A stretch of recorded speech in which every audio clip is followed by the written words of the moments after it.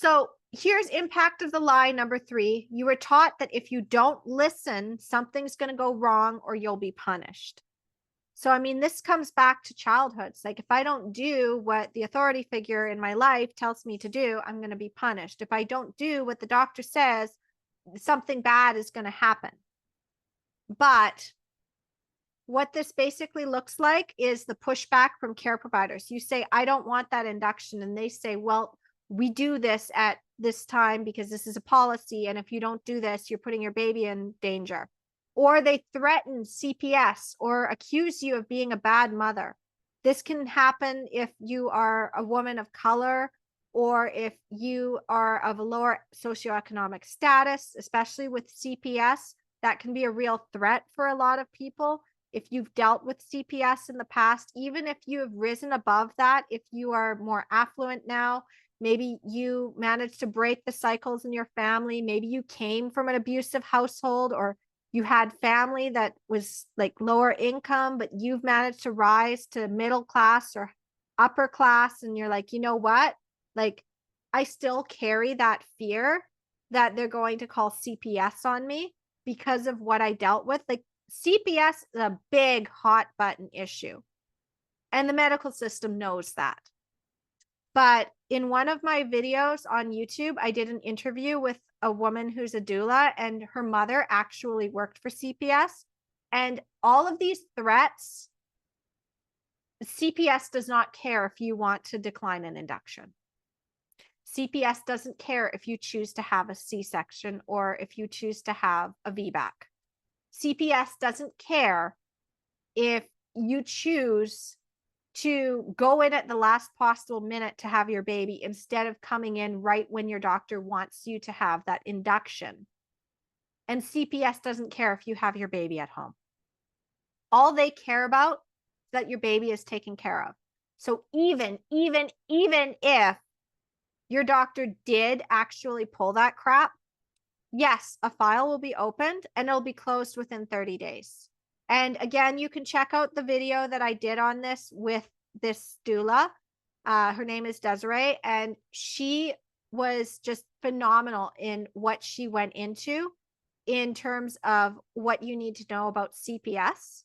And she is also a Black woman, so she has that whole idea of what the Black community is really dealing with. So if you are a woman of color, if you are Black, then you need to know that. And even if you're a white woman and you don't think that this applies, it's helpful to know this information, because I'm really wanting you to go out and tell other moms that they don't actually have to fear this. You have a dharmic imperative to go out and spread this information. If you keep this all to yourself, then other women are going to get tricked and they're going to get pushed into horrible traumatic births because they don't know that. They don't actually have to worry about that. So there's the high pressure scare tactics, implying if you don't do this, your baby will die. I call this the dead baby card. Care providers pull this all the time. Again, your fear release techniques that I'm going to be teaching you are going to help you with that. Some of them won't even tell you that one of your options is to decline the recommendation.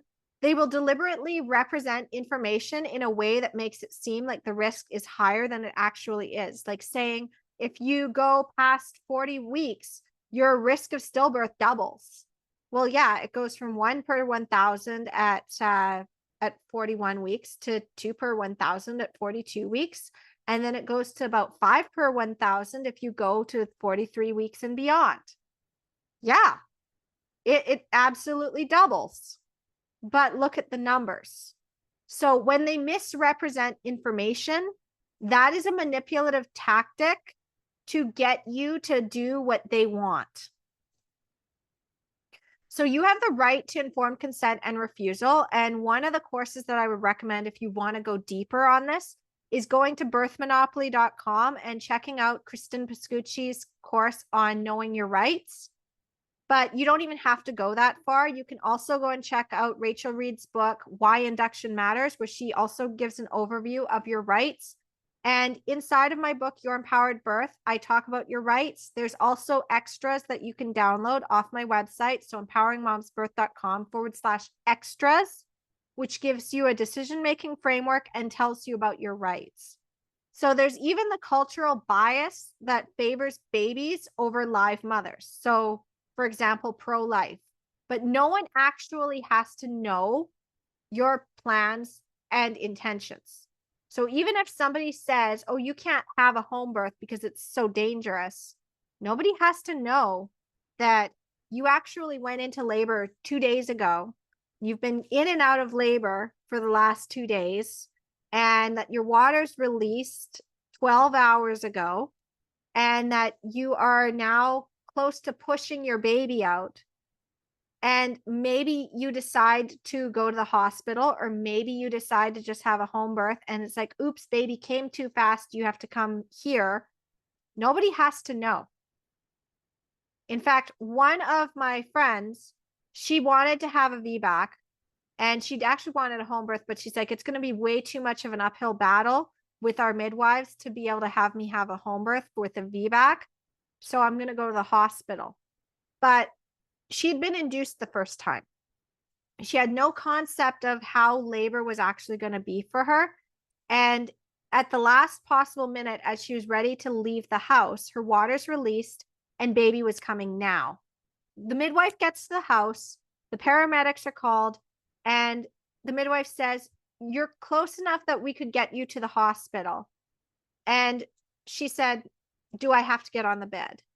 And the midwife's like, well, yes, you would have to get on the bed for the ride in the ambulance to the hospital, and you'd have to be on the bed.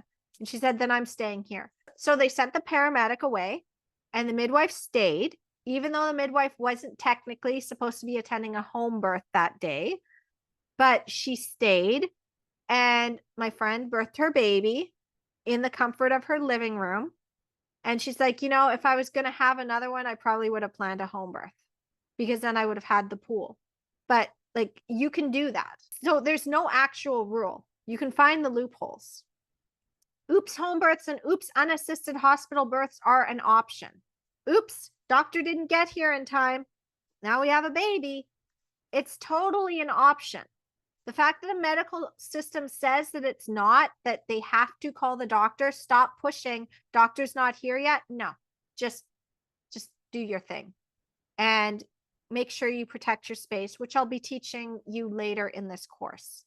So the medical system operates on the concept of profit, convenience, and liability, as I said. But here's the thing. Here's how to work with all of this. First of all, don't hire anyone who's going to abuse you.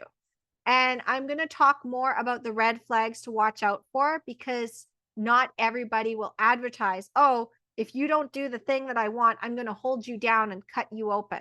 Like, you don't know that. But there's tells. Just like in poker, there's a tell. There's a tell when it comes to finding the right care provider who's not going to abuse you. And I do talk about that inside my book, Your Empowered Birth. So you can check that out as well. But the thing is, you need to recognize the red flags of a toxic hospital environment. Stay home. I cannot stress this enough. If you're planning to have a true natural birth, the last place you want to be is in the hospital. Stay home as long as possible. Don't call in the medical support unless you actually feel you need to know something. So you need to also turn their fear of liability against them. So they're going to look far worse if they touch you after you've said, no, I don't consent, or if they refuse to help you when you ask for assistance. So they can't actually say, well, you didn't induce, so now I'm not going to support your birth, and you and your baby can die. Oh no, that's going to look really bad. And they can't say, well, you didn't go to the hospital. You decided to stay home as long as possible instead of going in the hospital. So now, no, we're not sending out an ambulance to support you. We're not sending out one of our midwives to support you in this home birth that you're having right now, because you're refusing to come into the hospital because you say it's too quick and baby's coming now. No, we're not going to do that. Can you imagine the media circus that would happen? Like, seriously, you have to recognize just what happens. So even though they have this fear of liability, you can actually turn that against them because they're going to look way worse if they don't support you or if they force you into something. I mean, there's so many news stories. Woman forced into a C-section. Doctor said patient has decisional capacity. I've chosen to override it and give her a C-section. Like, you would never be able to practice again.